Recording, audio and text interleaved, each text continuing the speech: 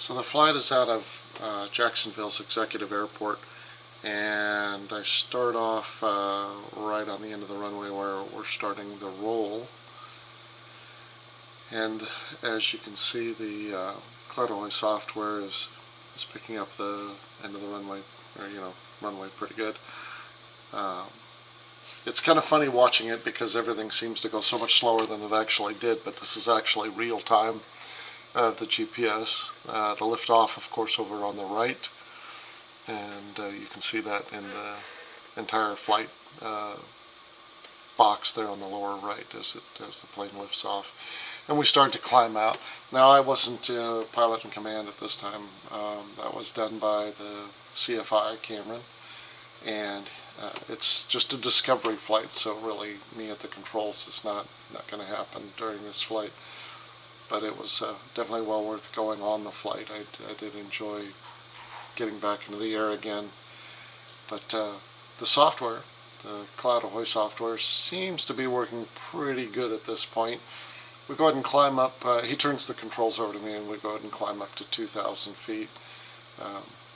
Some of the things about the Cloud are kind of strange, and I think I did caused some of the problems myself, but I'll explain that as we go through this. But let me switch up to where we climbed out and got up to 2,000 feet, and we'll go from there. So here we're about 2,000 feet, just shy of it. One of the things that I noticed was kind of weird about the Cloud software was the accuracy of the altitude. We might have made it up to 2150 at the most feet off the ocean, and or over the ocean as we're making this turn heading up the coast or down the coast. I'm still a little backwards about north, south, east, and west with Florida, trying to get used to it. But the FlightAware software showed that we were much higher, and I think it even went up to about 2,400 feet. And I know we didn't go that high. I can only blame this on the accuracy of the GPS. Granted, my phone was on the floor of the airplane. I should have put it in the back seat, so I think it was getting a little confused at what it was doing. Though it's kind of strange because Cloud shows a steady climb, like it's what I was doing. But I don't ever recall seeing 2,400 feet or close to it on the plane's instruments. So strange. It was kind of a bummer. Cameron had me turn back in towards mainland and leave the ocean behind. It was a bummer because it was amazingly smooth over the ocean at 2,000 feet. I was really surprised. The view was fantastic. On the right hand side I could see Florida down below, and for forever it seemed like the air was just fantastically clear. And of course to my left was the ocean, and like I said, it was very smooth. That was amazing. We got over the mainland, and not too far into it, it got a little bumpy, just a little uncomfortable, but not bad. I mean, it was controllable. There were a few good turbulence in there that I had to correct the plane on, but nothing major. And just like always, if you kind of leave the plane alone, it'll get back to its former flight path without too much trouble. You don't have to do too much input on it. It's one of the things my old CFI kept saying. He kept telling me I was overcorrecting because he goes, just let the plane return back and then make minor adjustments to bring it back where it needs to be. And that worked out really well. And I think Cameron was a little surprised that I was able to do that, but I'm not absolutely sure. He said good, but that's what their job is, to tell you you're doing good, even when you may not be doing too good. So anyway, some of the stuff the FlightAware software, or excuse me, not FlightAware, the Cloud software did, which kind of was weird, was that there's areas where it looks like I just flat lost total control of the plane, stalled it, and we did no stalls. We did no sharp climbs or descents, but let me take you to that part of the flight for inside of Cloud because it's like, what the heck did you do? But really, we didn't do this. It kind of went bonkers, and I attribute that to having my phone on the floor of the airplane instead of in the back seat.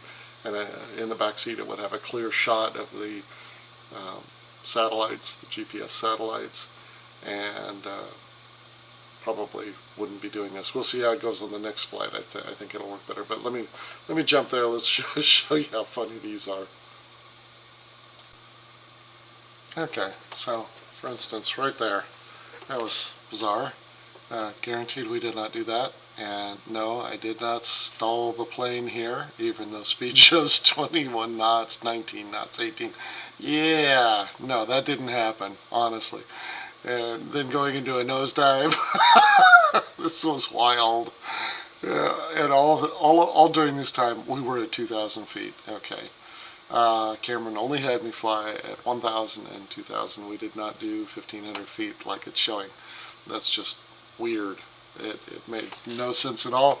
But it was kind of funny to see it when I got home and going, no, no. And look at the angle of the turn here. It's like, no, no, no, no, no. We did none of that. It's just kind of wild.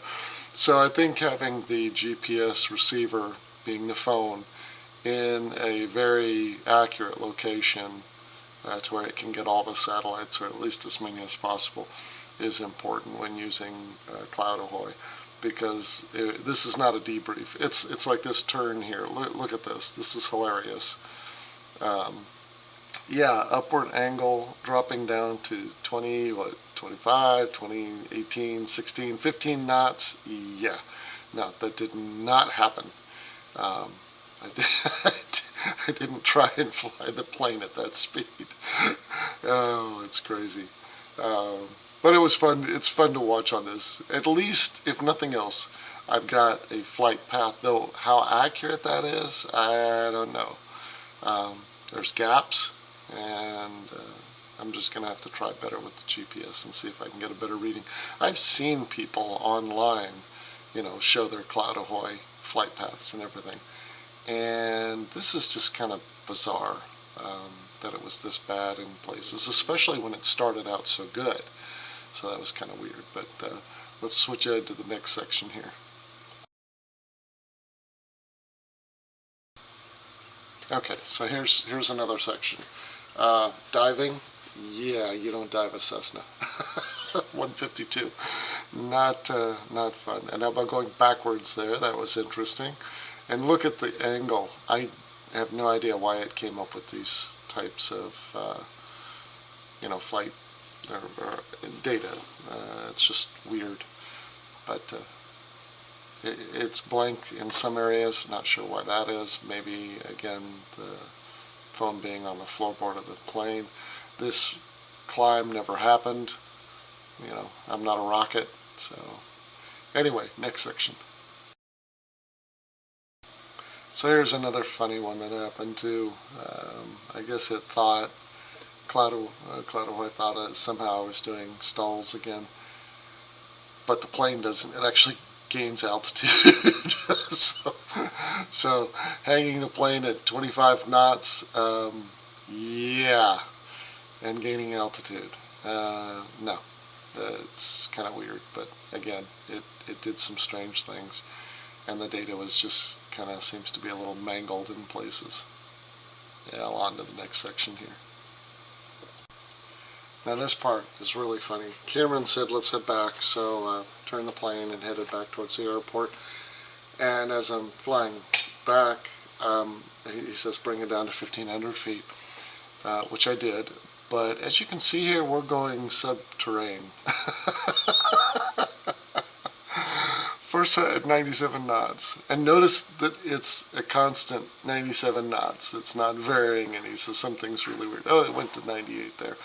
But no, we did not go underground. This is not Elon Musk's tunnel boring company with a Cessna. It just was kind of bizarre. But it gets better. It gets better. We'll get to that part here in a second. Okay, so this is... we're way low, which is not where we were actually at, as Cameron brings it in on final and makes the landing. The cloud ahoy software kind of raises us back up and then plops the plane down on the runway. It's kind of funny. But, I mean, the whole flight was a lot of fun. I enjoyed the heck out of it. The cloud ahoy software is interesting, and I think with the GPS on the phone in the back seat, I'll get much more accurate data on my next flight. My next flight is on February, I believe, the 7th, and that's my actual first lesson. And the people at Holiday Aviation are modifying the training. Not really modifying it, they're just giving me LSA and recreational training to help me with the basics of flight. So when I do get my ultralight, I've got a better idea, how to handle it, what's going on. So that'll be kind of nice. But I highly recommend, if you haven't been up in a while and just want to re-spark the enjoyment of flying, go take a Discovery flight. It was a lot of fun. And hope you enjoyed this. I had a good time.